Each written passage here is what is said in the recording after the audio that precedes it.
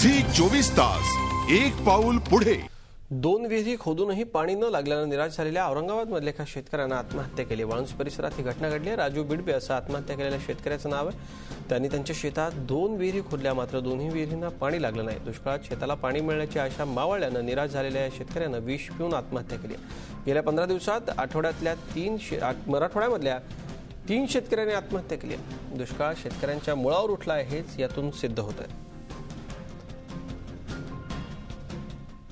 Zee 24 तासनं घेतलेला महाराष्ट्राचा कौल आपण बघूयात। आम्ही दररोज एक प्रश्न आपल्याला विचारतो आणि त्या माध्यमातून आम्ही आजमावतो कौल महाराष्ट्राचा। दुष्काळग्रस्तांसाठी कॉल सेंटर सुरू झाल्याचा खरंच फायदा होईल का, हा प्रश्नाचा होता आणि महाराष्ट्रानं काय कौल दिलाय बघा।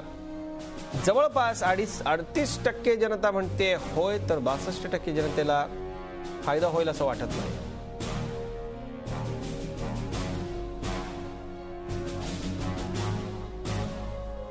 पर्यावरणाचे अभ्यासक अतुल देऊळगावकर आपल्याबरोबर आहे। देऊळगावकर सर, खरं तर नेमकी जी परिस्थिती आहे महाराष्ट्रामधली अत्यंत भयावह अशी परिस्थिती आहे। दुष्काळ सगळीकडे पसरला आहे, त्यात कॉल सेंटर सुरू झालं तर फायदा होईल का, हा प्रश्न आम्ही विचारला होता। फक्त 38% महाराष्ट्रातल्या लोकांना वाटतंय की याचा फायदा होईल, असं का? आपलं काय मत आहे? त्याचं कारण असं आहे की कॉल सेंटरवर जाऊन कोण बोलेल, उलट पाहता सरकारने स्वतःचे काही खास अधिकारी प्रत्येक ठिकाणी पोहोचवले पाहिजेत। आताची परिस्थिती अशी आहे की गावांमध्ये टँकर येत नाहीये, रोजगार हमीची कामं जिथं चालू आहे तिथे महिनाभर पगार नाहीये, त्यामुळे लोक कामावर जायला तयार नाहीयेत। जिथं चारा छावण्या, त्या चारा छावण्यांना आता इथून पुढे कारखाने, साखर कारखाने बंद पडल्यानंतर चारा मिळणार नाहीये आणि त्या जनावरांचं काय करायचं असा प्रश्न आहे।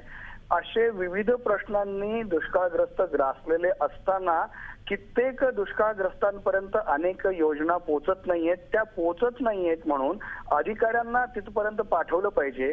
एखादा जर आपण अॅट्रॉसिटीचा कायदा असेल त्याचा भंग झाला किंवा दंगल झाली तर आपण कलेक्टरला जबाबदार धरतो, तसं त्या तालुक्यातल्या तहसीलदारला जबाबदार धरलं पाहिजे आणि उलट पक्षी सरकारने प्रोएक्टिव्ह होऊन कामं केलं पाहिजे। कॉल सेंटरमध्ये येऊन कोणाला वेळ आहे जायला? एकदा दुष्काळग्रस्त भागामध्ये हिंडल्यानंतर कळतं की बिचाऱ्यांची किती दयनीय अवस्था आहे। अशा वेळेला या कॉल सेंटरचा काय उपयोग होईल असं मला अजिबात वाटत नाही। निश्चित, धन्यवाद सर।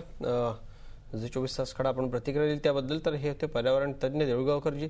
झी 24 तास एक पाऊल पुढे।